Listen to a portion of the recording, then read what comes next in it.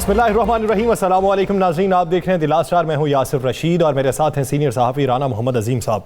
नाज़रीन, हर बदलते दिन के साथ इस पाकिस्तान की सियासी सूरत हाल और सियासी नहज भी तब्दील हो रही है। कभी उतार देखने में आता है और कभी चढ़ाव देखने में आता है। हर रोज़ एक नई खबर आती है जिसकी बुनियाद पे आइंदा की हिकमत अमली भी तरतीब दी जाती है और आइंदा का मंजरनामा भी वज़ा होता है।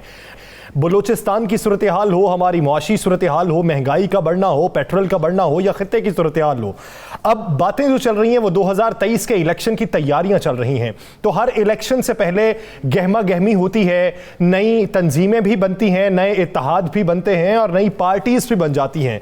तो अब की बार जो 2023 के इलेक्शन होने वाले हैं, आम इंतखाबात, उससे पहले गहमा गहमी क्या हो रही है जो सियासी मंजरनामे में हलचल पैदा कर देगी? राना साहब की तरफ बढ़ते हैं। राना साहब, इलेक्शन 2023, क्या उससे पहले कोई ऐसा भौंचाल आएगा जिससे 2023 के इलेक्शन के नताइज भी तब्दील हो सकते हैं? बिस्मिल्लाहिर्रहमानिर्रहीम, अस्सलातु वस्सलामु अलैका या सय्यदी या रसूलल्लाह, अस्सलातु वस्सलामु अलैका या सय्यदी या हबीबल्लाह। बिल्कुल ये असर मेरे पास इतला ये है कि 2022 या 23 में जब भी इंतखाबात होंगे, उन इंतखाबात में एक नई सियासी जमात सामने होगी और इस एक नई बड़ी सियासी जमात के अंदर PTI, मुस्लिम लीग नून, पीपल्स पार्टी और इस तरह दीगर सियासी जमातें जो हैं उनके बहुत से लोग उसमें शामिल होंगे। ये जो आप जनूबी पंजाब देख रहे हैं ना, उसके बाद अंदरून सिंध, उसके बाद आप बलूचिस्तान, उसके बाद आप KPK, इन सब से बहुत से लोगों का चुनाव होगा। ज़्यादातर इसके अंदर वो लोग होंगे जो अपनी सियासी जमातों से नाला हैं या जिनसे सियासी जमातें नाला हैं। यानी आप इशारा कर रहे हैं नाराज ग्रुप जो है ना, नाराज ग्रुप। राना साहब, फिर PTI की अक्सरियत देखने में आती है बहुत सी जमातों की आएगी। देखिए, मैं किसी एक जमात का नाम नहीं लेता, बहुत सी जमातें जो हैं उनकी अक्सरियत इस मामले में देखने में आएगी। या सर, काम शुरू हो चुका है। मेरी 3 बड़े अहम लोगों से बात हुई तो मैंने उनसे पूछा कि सुना है कोई नई जमात बन रही है? तो एक के मुंह से निकल गया जना लीग। है कि मैंने तो नाम ही नहीं लिया, ये जना लीग भी बन रही है कोई? तो एक ने कहा जी हो सकता है, एक ने एक और जमात का नाम ले लिया, एक ने किसी और जमात का नाम ले लिया, 3 नाम लिए। तो उससे मुझे सब नज़र आना शुरू हो गया कि जो बात है उसमें कुछ ना कुछ तो है। फिर मैंने कुछ लोगों से बात भी की, इवन के एक ऐसे वज़ीर से बात की जो मौजूदा हुकूमत में मौजूद है सूबे में। मैंने जब उससे बात की तो उसने कहा जी हमारे पास तो आखिरकार रास्ता यही होगा ना कि हमने आइंदा इंतखाबात में पीपल्स पार्टी में हम जा नहीं सकते। ये उन्होंने लफ्ज़ इस्तेमाल किया कि पीपल्स पार्टी में हम जा नहीं सकते, अपनी जमात हमें मानने के लिए तैयार नहीं है, उस पर शक व शुबात हम पे जाहिर करें, तो फिर हमने भी तो इलेक्शन लड़ना है ना। मेरे पास इतला ये है यासर कि एक बड़ा ग्रुप जो है हुकूमत के अंदर से, मुस्लिम लीग नून के अंदर से, पीपल्स पार्टी के अंदर से, MQM के अंदर से, हकीकी हो या दूसरी हो, इनके अंदर से कुछ लोग जो हैं वो बलूचिस्तान से, कुछ लोग जो है KPK से। KPK के अंदर भी आपको पता है 3 जमातों में नाराज़ ग्रुप बड़े बैठे हैं। और मियाँ शहबाज शरीफ ने भी कल जो एक मीटिंग की है मॉडल टाउन में ही बलूचिस्तान के लोगों से, तो उनमें से भी कुछ लोग, अभी नून चले मैं ब्रेक कर देता हूँ, उनमें से कुछ लोग ये अगले 24 घंटों में 48 घंटों में नून लीग के अंदर या थोड़ा और टाइम लगा लें, बलूचिस्तान से कोई अहम शख्सियात नून लीग में शमूलियत करेंगी। लेकिन उनमें से बहुत से लोग जो हैं आइन इलेक्शन के वक्त में वो भी उस नई जमात में चले जाएंगे। राना साहब, एक सवाल है, मैं आपको यासर एक और बता दूँ, उस सियासी जमात के ये जो आजकल शोर चल रहा है ना कि फलां जो है वो फलानी जमात में उसको उस ग्रुप को तोड़ के जनूबी पंजाब छीन लिया जाएगा, ऐसा नहीं हो रहा। नया बड़ा प्रेशर ग्रुप बन रहा है, मैं आपको ये बिल्कुल बता रहा हूँ, नई बड़ी सियासी जमात बन रही है। तो राना साहब, स्टैंडिंग क्या होगी? एक नई जमात, अगर आने वाले इंतखाबात में पुराने लोग भी, पुराने चेहरे भी उसमें शामिल होंगे, तो क्या वो भारी अक्सरियत हासिल कर सकेंगे कि किसी एक सूबे में जमात वो अपनी हुक्मरानी बना सकें? अगर नहीं बना सकते तो फिर आ जाके शमूलियत किसके साथ, इत्तेहाद किसके साथ होगा? देखें, ये जो नई जमात होगी इसमें बहुत से विनिंग कैंडिडेट होंगे, मान लिया, ठीक है। उसके बाद वो एक प्रेशर ग्रुप होगा। आप मेरे इशारे को समझने की कोशिश करें, यानी वो एक ऐसा ग्रुप होगा आने वाले दौर की पाकिस्तान मुस्लिम लीग काफ हो सकती है, नहीं उससे बरी होगी। और एक ऐसा ग्रुप होगा कि जो किसी भी हुकूमत के बनाने में या ख़त्म करने में अहम तरीन किरदार अदा करेगा, और जो लोग ये समझ रहे हैं कि हम इंडिपेंडेंट हम आ जाएंगे और हम आगे सब कुछ कर लेंगे, ऐसा नहीं होगा। मैं आपको इशारतन कह रहा हूँ कि वो ग्रुप जो है आइंदा आने वाली हुकूमत को बनाने में अहम तरीन किरदार अदा करेगा, और वो इतने लोग होंगे कि जो हुकूमत से अलहदा हो तो हुकूमत नहीं रहेगी, हुकूमत में हो तो हुकूमत होगी। ये मैं आपको बिल्कुल क्लियर आपको कह दूँ। देखिए, मुस्लिम लीग काफ़ी एक जमात है, उसने 5, 4, 3, 2 इलेक्शन लड़ चुकी है, वो बल्दियाती इलेक्शन लड़ चुकी है, एक दफ़ा हुकूमत कर चुकी है, अपोजिशन में रह चुकी है, फिर हुकूमत में मौजूद है। जो सियासी जमातें 2 या 3 इलेक्शन निकाल जाएँ वो एक पुख्ता सियासी जमातें बन जाती हैं। उनकी तादाद कितनी है कितनी नहीं है इसको साइड पर रख देते हैं। आप देख लें ना, मुस्लिम लीग काफ थी तो इस कंटोनमेंट बोर्ड पिंडी में, बरी में उनके लोगों ने अच्छे खासे वोट लिए हैं, दूसरे नंबर पर भी रहे हैं, तीसरे नंबर पर भी रहे हैं, बड़ी बड़ी जमातों से अच्छे वोट नहीं है, तो इसलिए वो जमातें बन गई। ये जो जमात बनने जा रही है, मैं आपको बता देता हूँ, तीनों बड़ी सियासी जमातों के लोग इसमें शामिल हैं यासर, और मैं आपको यह भी बता दूं, इलेक्टेड लोग शामिल हैं, मौजूदा एमएनए उसमें शामिल होंगे, पिंडी से 2-3 बड़ी शख्सियात उसमें शामिल हो जाएंगी। पिंडी जो है ना, पिंडी डिवीज़न जिसे पोटोहार कहते हैं, इससे बड़ी 2-3 शख्सियात उसमें शामिल हो जाएंगी। हो सकता है कि मुशर्रफ दौर के जो बड़े बड़े तगड़े लोग थे वो भी इसमें शामिल हो जाएं। मैं आपको बता रहा हूं कि ये एक बहुत बड़ा आने वाले दिनों में आइंदा इंतखाबात के बाद हुक्मरानी किसने करनी है, इसमें उनकी राय शामिल होगी, उनका झुकाव शामिल होगा, तो वो जमात हुक्मरानी कर सकती है, वो एक प्रेशर ग्रुप बन सकता है। प्रेशर ग्रुप बन, देखें ये इसलिए हो रहा है कि बहुत से लोग जो हैं इस वक्त से पहले क्या सलाइयाँ खा रहे हैं, ये सारी क्या सलाइयाँ गलत हो जानी है। जो नया ग्रुप बन रहा है उसके लिए बाकायदा मेरी इत्तला के मुताबिक कई मीटिंग्स हो चुकी हैं, और बहुत से लोगों की अचानक खामोशी भी इसीलिए है कि उन्हें कहा गया है कि आपने 6 माह पहले अचानक ऐलान करना है। मैंने उस दिन भी कहा था चौधरी निसार भी 6 माह पहले ऐलान करेंगे। चौधरी निसार जो हैं 6 माह पहले अपनी सियासी इंक्स खेलना शुरू करेंगे। हो सकता है चौधरी निसार ही इस नए ग्रुप में बहुत अहम पोजीशन पे हो सकता है कोई और तरीन साहब उसमें हो सकता है ना हो सकता है तरीन साहब जो है उन पे पीटीआई में ही रहे, हो सकता है उनकी टीम से बहुत से लोग हो सकता है पीपल्स पार्टी का कोई जनूबी पंजाब का एक अहम नाम जो नाराज़ है वो भी हो सकता है मुस्लिम लीग, बात करें मुस्लिम लीग नून के तो मेरे पास नाम मौजूद हैं कि कुछ लोग जो है वो राब्ते में, अब सारी जमातों के नाम मौजूद हैं, हम इसलिए अनाउंस नहीं करते, नाम नहीं बताते कि फिर बहुत से लोग जो हैं वो वक्त से पहले इनकार कर देंगे। लेकिन आने वाले इंतखाबात के बाद ये प्रेशर ग्रुप बनना है या खुद ग्रुप जो है वो अंडर प्रेशर आ जाता है। नाज़रीन, आगे बढ़ेंगे और बात करेंगे पाकिस्तान तहरीक इंसाफ के पंजाब के हवाले से अहम टास्क पे, जो वज़ीर-ए-आज़म इमरान खान ने भी टास्क सौंपा, उसके बाद वज़ीर आला ने अचानक हंगामी दौरे शुरू कर दिए। आज सियालकोट का भी हंगामी दौरा किया गया जिसमें बेशतर अफसरान को मुअत्तल कर दिया गया। वज़ीर आला ने तंबीह की है कि आने वाले दिनों में जो काम नहीं करेगा वो ओहदे पर बराजमान नहीं रहेगा। राना साहब, वज़ीर आज़म ने वज़ीर आला को टास्क क्या कोई दिया है या फिर वज़ीर आला अज खुद टास्क पर निकल पड़े? नहीं, ये टास्क दिया गया है, और टास्क देने के बाद ये भी कहा गया है कि ये अब बस इसके बाद और कोई इनिंग्स नहीं खेली जाएगी। देखें, पंजाब को टारगेट बना कर दिया गया है। पंजाब सबसे बड़ा टारगेट जो है इस वक्त तहरीक इंसाफ के लिए वो पंजाब है। जब उन्होंने एक लिस्ट देखी, लिस्ट में आया कि ये काम तो बड़े किए, उन्होंने कहा काम जितने मर्जी किए, लेकिन पंजाब के लोग जो है ना वो शहबाज शरीफ स्टाइल को ही पसंद करते हैं। फौरी चले जाओ, फलां कर दो, फलां कर दो, लोग यहाँ पे यही पसंद करते हैं। तो उसके बाद आपने देखा है कि उस्मान बुज़दार साहब जो हैं वज़ीर आला पंजाब जो हैं, इन्होंने और फ़याज़ुल हसन चौहान साहब थे, इन्होंने हंगामी दौरे शुरू किए और सेम स्टाइल आप देखें, बल्कि मैं समझता हूँ उससे भी आगे जाकर स्टाइल किया कि अचानक माल खाना में चले गए, महकमे माल के दफ्तर चले गए, हस्पताल में चले गए, जेल चले गए, और उसके बाद आपको पता वापसी में वो लाहौर भी एक्साइज के दफ्तर भी चले गए।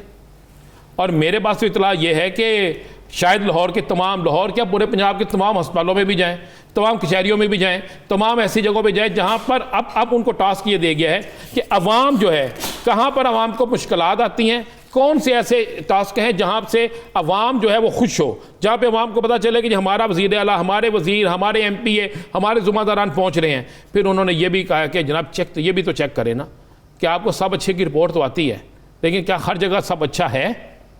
क्या हर जगह सब कुछ बेहतर है? क्या हर जगह सारा कुछ ठीक है? तो फिर लोग गालियाँ क्यों निकाल रहे हैं? फिर लोग एहतजाज क्यों कर रहे हैं? फिर क्या ऐसी बात है कि सारी अपोजिशन जो है वो इस बात पे कह रही है कि पंजाब में बुज़दार को रहना चाहिए ताकि हम अगला इलेक्शन जीत जाए? ये बकायदा गया। अब बड़ी मेहनत हो रही है यासर, इस पर बड़ा काम हो रहा है। और मैं आपको बता दूं, ये आखिरी राउंड है। और उन्होंने कहा कि आखिरी राउंड में खेलो। मैं आपको एक और बड़ी खबर दे दूं, कल भी मैंने इशारा दिया था, आज तमाम एडमिनिस्ट्रेटर, तमाम सरकारी अहम ज़िम्मेदारान को कह दिया गया है कि पीटीआई के ज़िम्मेदारान जो हैं और एमपीए जो हैं उनके काम फौरी किए जाए, उनकी चिट को रद्दी की टोकरी में ना फेंका जाए, उनके जो वो एक लेटर जारी करते हैं उस लेटर को फाड़ा ना जाए बल्कि उस पर अमल किया जाए। दीगर इश्यूज पे बात करेंगे एक शॉर्ट ब्रेक के बाद। Stay with us.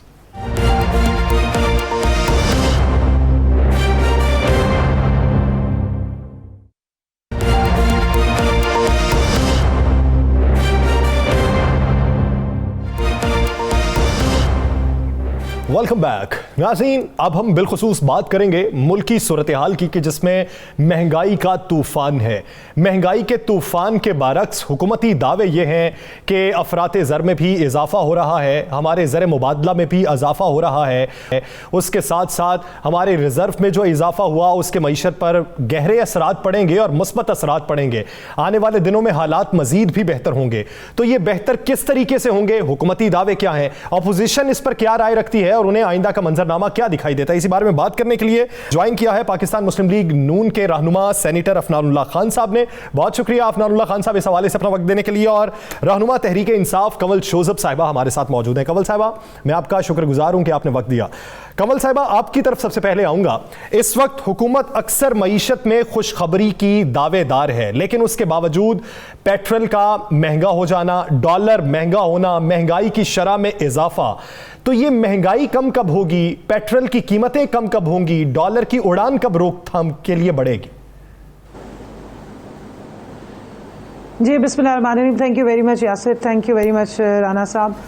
देखिए, पेट्रोल तो हम करते हैं इंपोर्ट, या जितना भी ऑयल है जिस पे हमारी 60% इकॉनमी बेस कर रही है, और ख़ास तौर पे हम ब्रेंट लेते हैं, तो वो सारा हम लेते हैं आलमी मंडी से, जो इस वक्त $75 फी बैरल के उस पे रेट पे चला गया, और 46-80% जो है वो इस वक्त कीमतों में इजाफा हुआ। अगर पूरे साल की कीमतें देखी जाए तो मैं उस हिसाब से बात कर रही हूँ कि पिछले साल 16 सितंबर 2020 को $42 फी बैरल का रेट था, और आज $75 फी बैरल का रेट चल रहा है इस वक्त ब्रेंट का।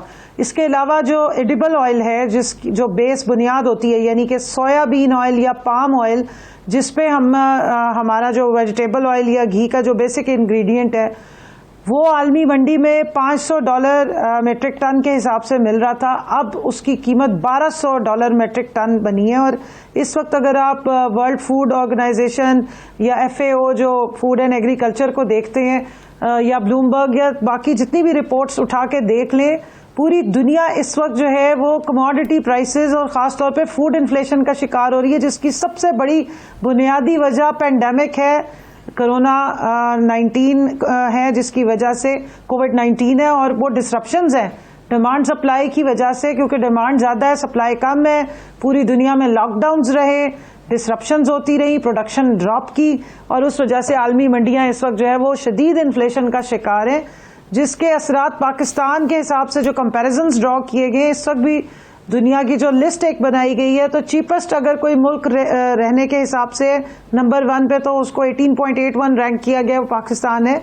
इसका ये मतलब नहीं कि इन्फ्लेशन नहीं है या यहाँ पर लोग गरीब नहीं है, लेकिन अगर इस वक्त दुनिया से आप कंपेयर करें, जो दुनिया की मईशत नीचे जा रही है, और जाहिर है कि जो आलमी मंडी में चीज़ें अवेलेबल हैं और हमने उनको डॉलर के अगेंस्ट खरीदना है, अगर वो महंगी होती हैं तो पर यूनिट उसकी कॉस्ट में इजाफा आता है, और इस वजह से डॉलर की कीमत बढ़ती है, क्योंकि हम डॉलर में अर्न जितना कर रहे हैं उससे ज़्यादा हमें स्पेंडिंग करनी पड़ी है पर यूनिट कॉस्ट बढ़ने की वजह से, जो कि ऑयल प्राइसेस हैं या क्रूड ऑयल प्राइसेस हैं या एडिबल ऑयल प्राइसेस हैं। और इसके अलावा जो आपने डॉलर की उड़ान की बात की, तो इस वक्त कि बिल्कुल ठीक है, पेट्रोल इंटरनेशनल मार्केट के मुताबिक हो गया, बाकी मामला तो हो गए। पूरी दुनिया से आप कहते हैं हमारी इकॉनमी या हमारे मामला बहुत बेहतर है, तो उसके लेकिन आम आदमी जो है पाकिस्तान के अंदर, जिसने आपसे उम्मीद लगाई थी, जिसको आपने उम्मीदें दिलासे दिए थे, वो तो आज सड़क पे निकल जाए। आपको पता है कि क्या महंगाई का आलम है, आम शख्स जो है वो महंगाई की चक्की में पिस रहा है, उसको रिलीफ कब मिलेगा? 3 साल तो हो गए। राना साहब, बड़ा अच्छा सवाल किया आपने। 17% के करीब जो है वो फूड इन्फ्लेशन थी आज से 3 महीने पहले, और अब पाकिस्तान ब्यूरो ऑफ स्टेटिस्टिक्स की अगर आप नए जो आए हैं सर्वेज वो उठा के देख लें, वो हर हफ्ते के रेट्स देते हैं। इस वक्त 10% पे आई है, जो कि एक अच्छे इंडिकेटर है कि फूड इन्फ्लेशन पाकिस्तान में, जिस तरह पूरी दुनिया में कमोडिटी प्राइसेस जिसमें आपकी दालें और पल्सेस और दूसरे खाने की अशियाँ ख़ासतौर पे ऑयल है जिस स्पीड से ऊपर जा रहे हैं उस हिसाब से पाकिस्तान में नहीं जा रहे। और उसकी रीज़न ये है कि आपकी रूरल इकॉनमी ने पैसा बनाया है, किसान जो है वो खुशहाल हुआ है। 1100 अरब रुपया आपकी देही इलाके में गया है क्योंकि किसान को टाइम पे 6 बम्पर क्रॉप्स के अगेंस्ट जो है सपोर्ट प्राइस भी मिली और उस इकॉनमी में पैसा गया। इसकी वजह से आपकी जो है वो रूरल इकॉनमी इस वक्त बेहतर हालत में है। सबसे ज़्यादा जो मसाइल, और मजदूर को भी इस वक्त मजदूरी ज़्यादा मिल रही है। अगर आप पिछले 10 सालों से कंपैरिजन करेंगे तो इस वक्त मजदूर जो एक आम अनस्किल्ड लेबर है वो 1200 से 1500 दिहाड़ी पे काम कर रहा है, और स्किल्ड लेबर आपका जो है वो 2800 से 3200 के करीब कमल साहब, मैं इस नुक्ते पे भी आता हूं। सबसे ज्यादा इशू, एक मिनट दीजिए यासिर, एक मिनट दें, एक मिनट, सिर्फ एक मिनट मेरा पूरा जुमला सुन ले। सबसे ज्यादा जो इशू इस वक्त अगर या कोई क्लास हिट हो रही है तो वो मिडिल क्लास है, जो नौकरी पेशा है और जो शहरों में रहते हैं। असल में उनको प्रोटेक्शन देना जरूरी है, जिसके ऊपर हम एक एफिशिएंट पॉलिसी के साथ आए ताकि उनकी जो है वो कमाई बढ़े, इनकम बढ़े और वो इस इशू से बाहर आए। बाकी जो लोग हैं उनकी कैपेसिटी बढ़ी है, उनकी परचेजिंग पावर भी बढ़ी है, लेकिन सबसे ज़्यादा जो हिट होती है वो मिडिल क्लास है और जो अर्निंग क्लास है, जो सैलरीड क्लास है, उनके लिए अभी हुकूमत जो है वो लेकर आ रही है प्रोग्राम ताकि इनके लिए भी बेहतरी आए और मिडिल क्लास के लिए प्रोग्राम आ रहा है। इंटरनेशनल मार्केट की प्राइसेस पे असरात है, अपोजिशन की ये राय है कि हुकूमत के बस से बाहर हो चुकी हैं चीज़ें, महंगाई बढ़ चुकी है, पेट्रोल की कीमत में इजाफा हो रहा है, हुकूमत ने किसी जगह पे कोई तवज्जो नहीं दी, अवाम बेहाल हो चुके हैं। अब हुकूमत के जवाब भी आपके सामने कि किस तरह आलमी मार्केट में कीमतों में रद्दोबदल देखने में आया, जिसकी वजह से असरात जो है पाकिस्तानी मईशत पे पड़े। आप क्या कहना चाहेंगे? बिस्मिल्लाहिर्रहमानिर्रहीम। देखें, मई 2018 में $72 पर बैरल था, जो अभी मेरी बहन कह रही थी कि इस वक्त 70 अराउंड इस वक्त भी है। उस वक्त पर लेटर प्राइस 87 थी, इस वक्त 123 रुपये है। तो ये जो असूल आज लागू होते हैं वो मई 2018 में उससे पहले भी लागू होते थे। उस वक्त ये लोग जो है कंटेनर पे चढ़ के कहते थे कि ये इतनी पेट्रोलियम डेवलपमेंट लेवी ले रहे हैं, ये इतना टैक्स ले रहे हैं, हम आएंगे तो ये ख़त्म कर देंगे, हम आएंगे तो वो ख़त्म कर देंगे। अब ये कह रहे हैं हम तो नेट इम्पोर्टर हैं, हम तो रीजन में सबसे सस्ते हैं। हालांकि ये बात भी दुरुस्त नहीं है। रीजन में पर कैपिटा के हिसाब से तो हमारी इनकम रिड्यूस हुई है। आप किसी दुनिया की इंटरनेशनल बॉडी को उठा लें, IMF, वर्ल्ड बैंक, हम जब छोड़ के गए थे तो $1500 पर कैपिटा पे छोड़ के गए थे। पिछले 3 सालों में वो $1200 पर कैपिटा पे आ चुका है। तो ये हम जो कह रहे हैं ना कि जो बाइंग पावर बढ़ी है, ये बिल्कुल 100% झूठ है, सफ़ेद झूठ है। बल्कि आप पावर्टी लाइन की स्टैटिस्टिक्स उठा लें, 23.2% पे हम छोड़ के गए थे, 39% इस वक्त पावर्टी लाइन से नीचे है। तो मेरी बहन जो कह रही है कि मिडिल क्लास हिट हो रही है, मिडिल क्लास तो हिट हो ही रही है। आपकी जो लोअर मिडिल और जो लोअर क्लास है वो तो आपने उनका तो सर्वाइवल ही ख़त्म कर दिया है अपनी ये जो इनएफिशिएंट फाइनेंशियल पॉलिसीज़ की वजह से। फिर PDL के अपना पेट्रोलियम डेवलपमेंट लेवी के अंडर 600 अरब रुपए इकट्ठे करेंगे, ये जो रिकॉर्ड है आज तक कभी इतने नहीं किए। वो किस लिए किया है इन्होंने? वो इसलिए किया है क्योंकि इन्होंने अवाम पे टैक्स बढ़ा दिए। तो ये सारा स्पिन कर देना कि जी सब कुछ बड़ा अच्छा है, लोग भूखे मर रहे हैं, लोगों के पास खाने के लिए नहीं है, अनएम्प्लॉयमेंट जो है वो तारीखी है, महंगाई तारीखी है, रुपी जो है वो डॉलर के अगेंस्ट तारीखी गया हुआ है, पेट्रोलियम हिस्टोरिकली सबसे महंगा हो गया है, इकोनॉमी श्रिंक कर रही है, और ये लोग जो है कह रहे हैं कि जी मुल्क बड़ा तरक्की कर रहा है। और डॉक्टर साहब आपने कहा कि महंगाई बेइंतहा हो गई है, लोग पिस रहे हैं, लोग रो रहे हैं, भूख से मार रहे हैं। आप पाकिस्तान की सबसे बड़ी अपोजिशन जमात हैं, तो आपको फिर EVM से बाहर निकल के, आपको फिर दीगर मामला से बाहर निकल के तो महंगाई पे आना चाहिए, महंगाई के इशू पे सियासत करनी चाहिए, महंगाई के इशू पे जो है वो शोर डालना चाहिए ताकि गवर्नमेंट प्रेशर में आए, कोई महंगाई कम हो। लेकिन अपोजिशन सारी जो है वो तो किसी और मामले में लगी हुई है। तो क्या वो अपोजिशन खुद चाहती है कि अवाम जो है महंगाई के चक्की में पिसती रहे?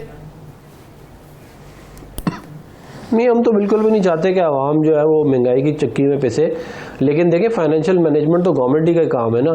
हमने बजट के ऊपर मैंने भी बड़ी चीखें मारी, सबने और लोगों ने भी कहा कि आपका बजट डेफिसिट जो है वो 4000 अरब रुपए का होगा इस साल। और इसको जो है अपोजिशन का क्या काम है सर, ये भी बता दें, क्या अपोजिशन का काम अवाम की आवाज बनना नहीं है? नहीं, अवाम की आवाज़ ही बन सकते हैं। देखें हम पॉलिसी, देखें हम सिर्फ जो एडवाइजरी रोल होता है अपोजिशन का, एग्जेक्टिव पावर तो हमारे पास कुछ नहीं होती ना।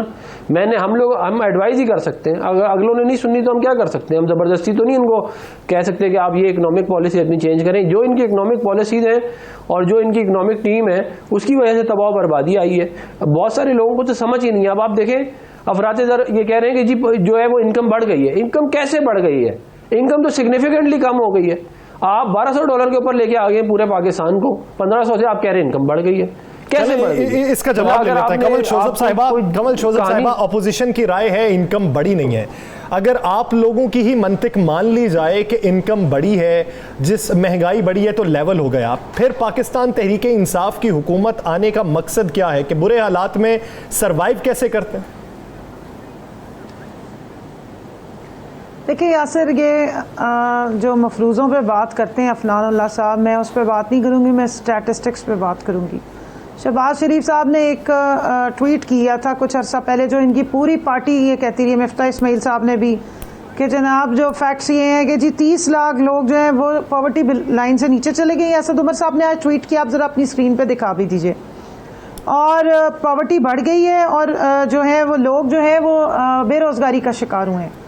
उसका उन्होंने स्टैटिस्टिक्स शेयर किए हैं कि जो Pakistan labour force survey 2018-19 release किया पाकिस्तान ब्यूरो ऑफ स्टैटिस्टिक्स ने, जब इनका दौर हुकूमत था 18-19 का जो उस दौर में हुआ, उसके बाद जब 2018-19 के बाद कमल शोजब साहिबा, इस पे मजीद बात करते हैं, मुझे एक ब्रेक लेनी है। ब्रेक पे जाने के बाद वापस आते हैं, इसको यहीं से कंटिन्यू करते हैं। नाज़रीन, एक ब्रेक लेनी है, स्टे विद अस।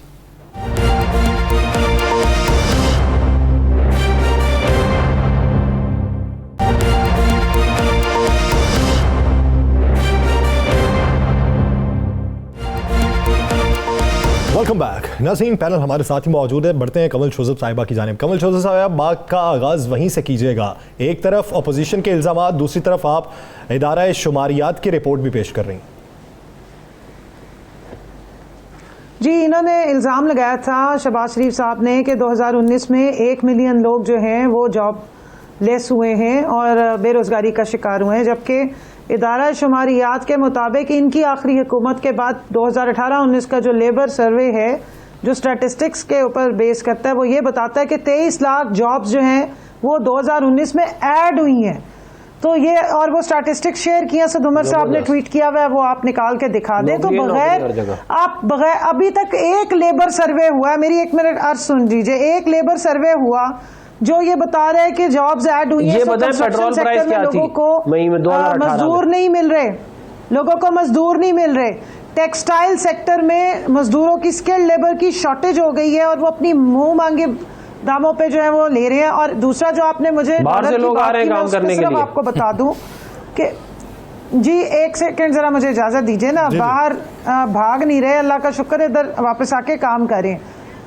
इस वक्त जो डॉलर की कीमत बढ़ी है उसकी रीजन एक तो ये कि क्योंकि इंटरनेशनल मार्केट में, देखिए मैं इस तरह नहीं बात कर सकती। अफनान साहब, आप हौसला किया करें ना, अपनी बारी पे बोल चुके हैं। आपकी तरफ आता हूं। जी, अब आप सेनेटर बन गए, निकल आए थोड़ा सा अपनी पुरानी उससे बाहर ना, थोड़ा डेकोरम सीख लीजिए। बाहर से जो मैं अभी आपको बताने लगी थी कि डॉलर की कीमत में एक तो जब आप मुझे अगर पॉइंट मारेंगे तो मैं जवाब तो दूंगा, आगे का फर्क पड़ा। मैं अफनान साहब आपकी कैसे बनी अपना बताएं। आपको वैसे ही आदत है। नहीं है, क्यों मुझे कह रही हैं आप एमएनए कैसे बनी अपना बताएं। इस बात पे एहतजाज कर रही हूँ। आप अपना घटियापन अपने पास रखें, मुझे पता है आप जिनके बेटे आपने यही करना है। आप अपना डेकोरम अपने पास रखें ना, तो चलिए मैं समझता हूं कि आप दोनों बड़े संजीदा सियासतदान हैं, जरा एक दूसरे को बर्दाश्त करें। ये बहुत ही घटिया बात है जो ये अपनी बातें करते हैं। आपने घटिया हरकत की है, आप घटिया हरकत कर रहे हैं। अफनान साहब आपकी तरफ आते हैं, शोजब साहब की बात सुन ले, फिर मैं आपकी तरफ आ रहा हूं ताकि आपको भी मौका मिलेगा। नहीं, इनसे कहें मेरे पे पॉइंट ना मारे, आइंदा अपनी बात करें, मेरे पॉइंट ना मारे। चलिए मैं कमल साहिबा आप अपनी टाइम पे बात किया करें ना। ठीक है, आप स्टेट बयान कीजिए। आप डेकोरम ना सिखाएं, आप अपनी बातें करें। आपका मुझे पता है अच्छी तरह डेकोरम कितना है। तमीज़ सिखानी जरूरी है क्योंकि आपको आती नहीं है। डॉक्टर साहब, क्या डॉक्टर साहब मुझे राय देते हैं कि मैं क्या करूं, ब्रेक पे चला जाऊं या गुफ्तगू को आगे बढ़ाऊं? फार्मास्यूटिकल का फ्रॉड किसने किया? जी अफनान साहब अफनान साहब फार्मास्यूटिकल कहते हैं फ्रॉड करके हमें बता रहे हैं क्या करना है क्या नहीं करना। कमल साहब आप कंटिन्यू, आप अपनी बात करें, जो आप कर रही थी आप अपनी बात करें। जी कमल साहब, मैंने आपको सिर्फ इतना बताया कि डॉलर की कीमत बढ़ने की वजह क्या है। इस वक्त मशीनरी इंपोर्ट हो रही है, हमने जितनी इंडस्ट्री है उसको इंसेंटिवाइज किया है। 2400 रॉ मटेरियल के ऊपर से सेल्स टैक्स खत्म किया गया, इंपोर्ट टैक्स खत्म किया गया है, ताकि आपकी टेक्सटाइल बढ़े, आपकी इंडस्ट्रियलाइजेशन हो, एक्सपोर्ट्स बढ़े। और ये वाहिद रास्ता है जिससे आप मुल्क में पैसा अर्न कर सकते हैं एक्सपोर्ट्स के जरिए। एक्सपोर्ट्स बढ़ेंगी तो आपकी आमदन बढ़ेगी। इन लोगों ने डी इंडस्ट्रियलाइजेशन की, टेक्सटाइल सेक्टर 2016 में बंद हुआ। सिर्फ शरीफ खानदान और जरदारी खानदान की 9000% जो है इनके कारोबार बढ़े, बाकी पाकिस्तान की टेक्सटाइल इंडस्ट्री को ताले लग गए। यहाँ पर तकड़ियों में तोल तोल के जो है लोगों ने जाके लूज बेची। और आपके चैनल ने सबसे पहले बताया, कमल जो शोजब साहिबा ने जो बात की है इस हवाले से चैनल ने रिपोर्ट किया कि टेक्सटाइल सेक्टर किस तरीके से रिवाइव हुआ है और 24/7 ओवरवर्क इस वक्त कर रहे हैं, क्योंकि हम बाहर के अपने जो है वो पूरे नहीं कर पा रहे थे ऑर्डर्स। लेकिन अभी भी हमें टेक्सटाइल क्या सारी इंडस्ट्री को सपोर्ट करके उसको बढ़ाने की जरूरत है। ये आपकी बात आ गई, इस पे जवाब लेते हैं डॉक्टर फनानुल्लाह खान साहब का। वक्ती डॉलर पे प्रेशर है, डॉलर वापस आ जाएगा। जी जी डॉक्टर साहब, आप क्या समझते हैं, डॉलर वापस आ जाएगा, महंगाई कंट्रोल हो जाएगी? देखिए डॉलर इनको मिला 115 रुपए के ऊपर, ये 170 के ऊपर उसको ला चुके हैं। अब क्या वापस आएगा? ये सारे के सारे झूठे फ्रॉडिये करप्ट लोगों का टोला है और इनका सिर्फ एक काम है कि करप्शन करो और दूसरों को बुरा भला। इनका इससे ज्यादा कोई काम ही नहीं है कि दूसरों को बुरा भला कहो, अपना कोई काम सीधा नहीं है, लेकिन दूसरों को सिखाने का क्या करना है। मतलब कि महंगाई रिकॉर्ड है मगर बेशरम आप देखें कितने हैं, टीवी पे आके दूसरों को बता रहे हैं क्या करना है। हमारी 4% इन्फ्लेशन थी, अब 10% से ज्यादा है, लेकिन बेशरम कितने दूसरों को बता रहे हैं क्या करना है। भाई पर कैपिटा, ये मैं नहीं कह रहा, वर्ल्ड बैंक कह रहा है $300 कम हो गया है। पाकिस्तान में 15% आबादी जो है वो पॉवर्टी लाइन के नीचे चली गई है। ये मैं नहीं कह रहा, वर्ल्ड बैंक कह रहा है। लेकिन आप इनकी बातें सुने जरा, क्या कहते हैं, इनके भाषण सुने। ये सिर्फ करप्शन के अंदर, इनको करप्शन करनी आती है। ये हर किस्म की करप्शन इनको जबरदस्त करते हैं ये लोग। सारा का सारा टोला यही है, मार्केटिंग करेंगे और दूसरों को बुरा भला कहेंगे। जो इनसे एग्री नहीं करेगा वो करप्ट है। बाकी सारा कहते हैं, सारा पाकिस्तान को चोर बनाया हुआ इन्होंने। और अपने हालात अगर इनको दिखाएं, इनको आईना दिखाया तो तकलीफ होती है। ये है सारा का सारा।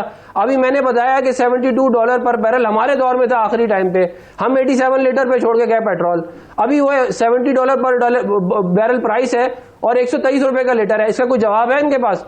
इसका जवाब यही है जो इन्होंने भी दिया है, इसके अलावा इनके पास कोई जवाब नहीं है। महंगाई इसलिए इस मुल्क में हो गई है क्योंकि निकम्मे और चोर लोगों ने इस मुल्क के ऊपर कब्जा कर लिया है। यह है खुलासा सारा का सारा। मैं डॉक्टर साहब वापस आता हूँ। कमल शोजब साहिबा और डॉक्टर साहब, आपसे एक इल्तमास है कि आप अवामी नुमाइंदे हैं, वो अल्फाज का चुनाव कीजिए जो आवाम तक सही पहुँच सके और आवाम भी अपने चुनाव पर शर्मिंदा ना हो सकें। बसद एहतराम कमल साहिबा, एक आखिरी सवाल आपसे करूंगा। 85 कंपनीज हैं सरकारी कंपनीज पाकिस्तान में। रिपोर्ट एक तैयार हुई, सिवाय एक कंपनी के नेशनल हाईवे अथॉरिटी, बाकी 84 कंपनीज 143 अरब सालाना खसारे का शिकार हैं। उसका क्या जवाब देंगी? देखिए उसके बारे में मैं अभी क्या जवाब दूं, मुझे उसके बारे में मालूम नहीं है, तो मैं उस पर जवाब भी नहीं दे सकती। मैं उसको चेक कर लूंगी, फिर आपको ज़रूर बता दूंगी कि क्या वजह है। लेकिन मैं ये भी पूछना चाहूंगी कि क्या ये पहली दफ़ा खसारे का शिकार हुई है या पिछले 10-15 सालों से खसारे का ही शिकार है? क्योंकि जो मैंने रिपोर्ट पढ़ी उसके मुताबिक मुस्तकिल खसारे में ही जा रही हैं। और जहाँ तक हमें चोर और बेशरम कहने वाले, मैं उनको सिर्फ इतना बता दूं कि जिस वक्त $72 फी बैरल का रेट था पेट्रोल का, उससे पहले जनाब अली जो डॉलर को आपने डिफेंड किया था, जो डार मोहतरम का यहाँ पे इसहाक डार साहब जो भगोड़े हैं पाकिस्तान से, उनका जो फार्मूला लगा था उसमें $24 अरब उन्होंने झोंक के कर्जा लेके तो डॉलर की कीमत कम रखी, जिसकी वजह से बाकी चीजें एज कंपेयर टू दूसरी चीजें कम आती रही। उसकी पाकिस्तान ने कॉस्ट पे की है।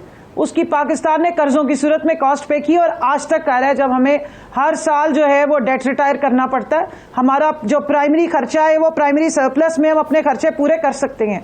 हम जो डेट लिया हुआ इनका जो डबल ट्रिपल होता है उसको जब रिटायर करते हैं तो हम उस वहां पे हम मार खाते हैं। तो ये और वो जो इसहाकडार का फॉर्मूला था उसको मिफ्ता इस्माइल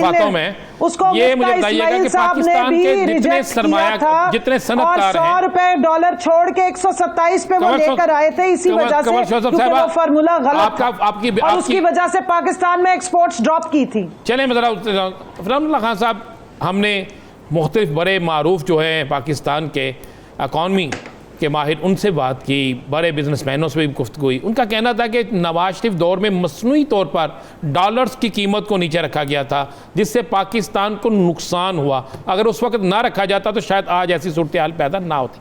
आप इस पर क्या कहेंगे? मैं इस पर ये कहूँगा कि अब इन्होंने आपका ये वाला काम करके देख लिया ना।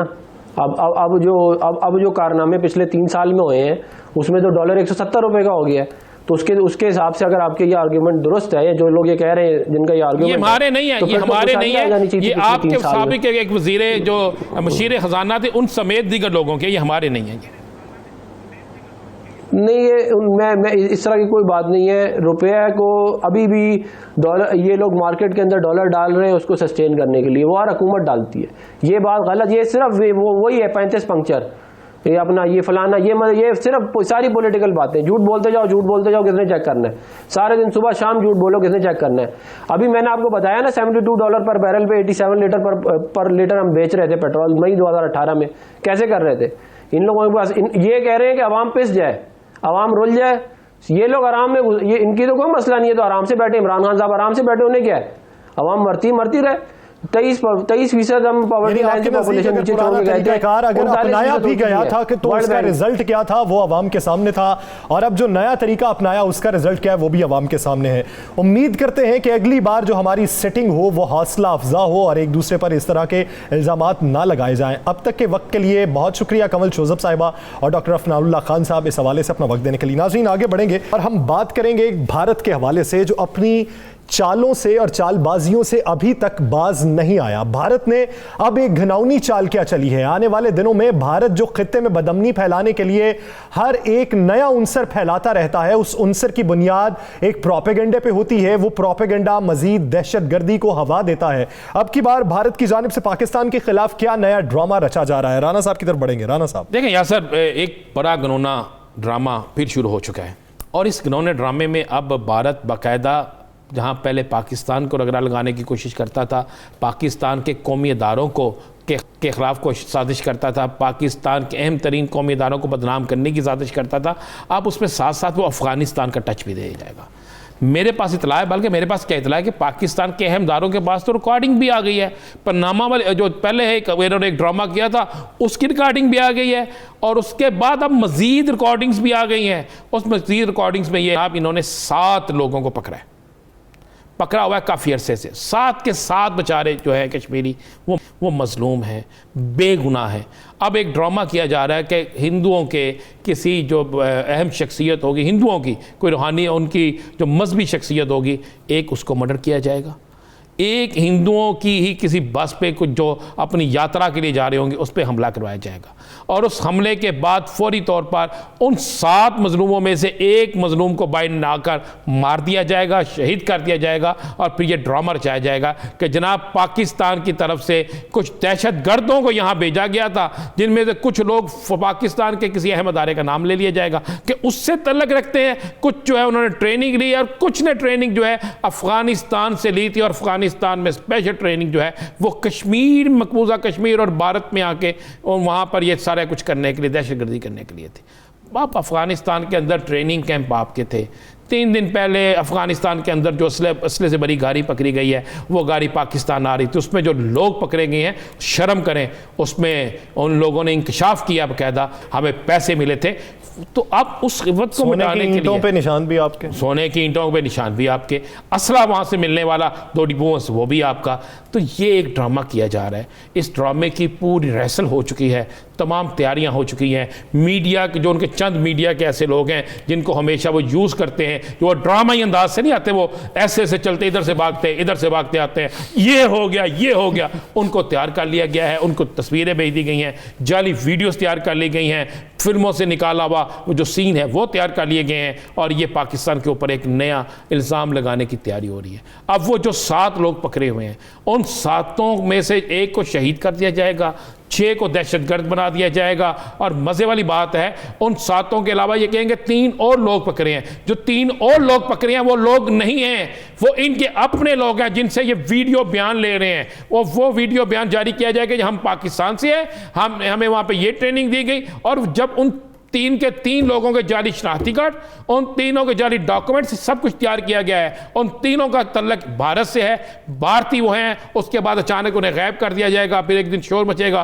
कि वो पुलिस मुकाबले में मारे गए हैं, लेकिन वो मारे नहीं जाएंगे, वो इनके अपने लोग हैं, और एक ड्रामा रचाया गया है, ड्रामे की तैयारी की गई है ताकि इंटरनेशनल सतह पे कुछ ना कुछ ये पेजाराई अपनी हासिल कर सकें। जो शाह महमूद कुरैशी ने इनके हवाले से बड़ी चीज़ें बेनकाब की हैं ना, ये उनके जवाब में ये ड्रामा कर रहा है। ये ड्रामा एक अक़वाम मुत्तहिदा में पेश किया गया, जिसमें खित्ते के अंदर बदअमनी फैलाने के हवाले से पाकिस्तान की तरफ से शवाहिद पेश किए गए, और पाकिस्तान में तखरीब काराना कार्रवाइयों के हवाले से जो भारत मुलव्वस था उसके शवाहिद पेश करने के जवाब में अब ये ड्रामा रचाया गया।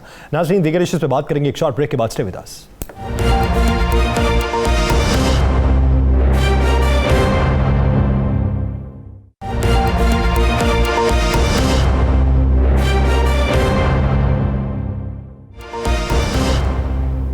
Welcome back. नाज़रीन, अब हम कुछ बात करेंगे खेल और खिलाड़ी के हवाले से। न्यूजीलैंड क्रिकेट टीम 18 साल बाद पाकिस्तान वापस आई, और पाकिस्तान आने पर उनका पुरतपाक इस्तकबाल भी किया गया। कल पहला मैच है रावलपिंडी क्रिकेट स्टेडियम में, तमाशाई भी वहाँ पर पहुँचेंगे। 50% तमाशाइयों को दाखिले की इजाज़त दी गई है, लेकिन वो जो वैक्सीनेटेड होंगे।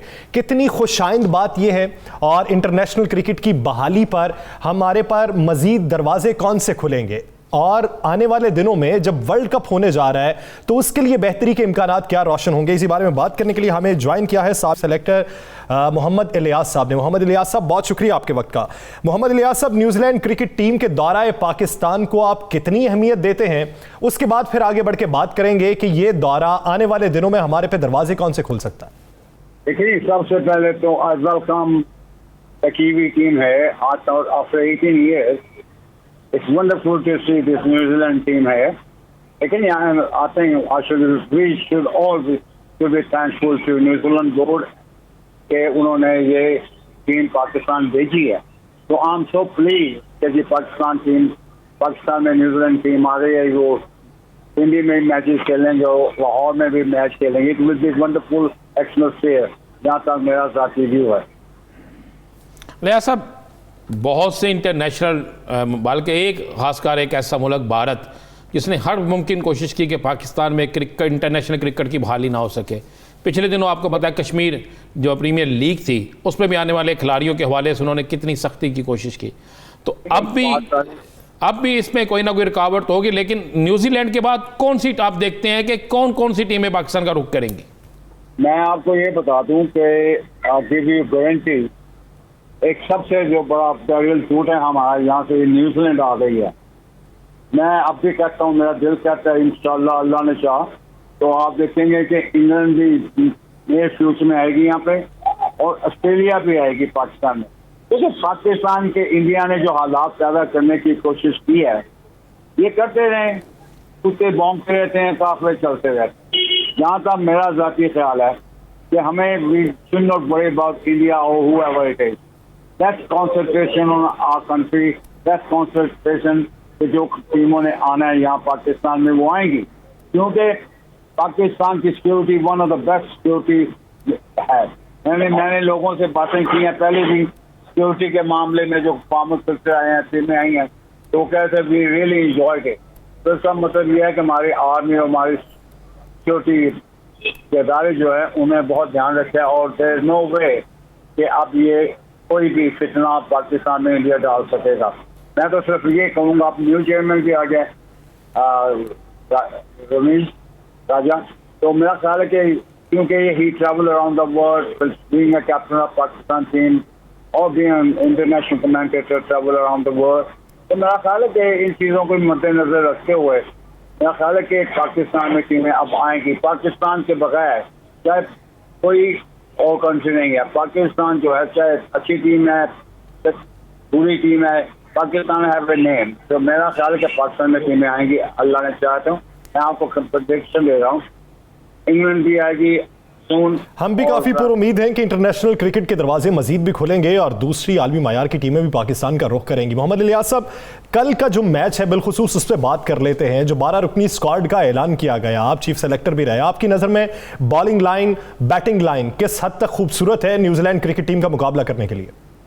देखिए, मेरा ख्याल है कि पाकिस्तान बैटिंग बॉलिंग दोनों बहुत अच्छी है। मेरा ख्याल है कि पाकिस्तान में भी इन स्पिनरों से खेलेगा, मैं भी। देखिए, मेरा ख्याल है कि ये प्रॉब्लम मुझे जो मैं honestly as a cricketer as a sport वो ये है कि I am not worried about कि ये पाकिस्तान टीम हारती है जीतती है।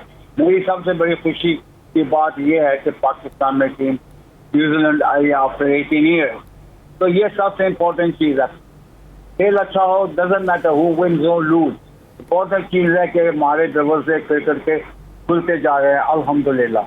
तो मैं तो यही कहूँगा, let's enjoy the game and welcome the TV team from your bottom of your heart.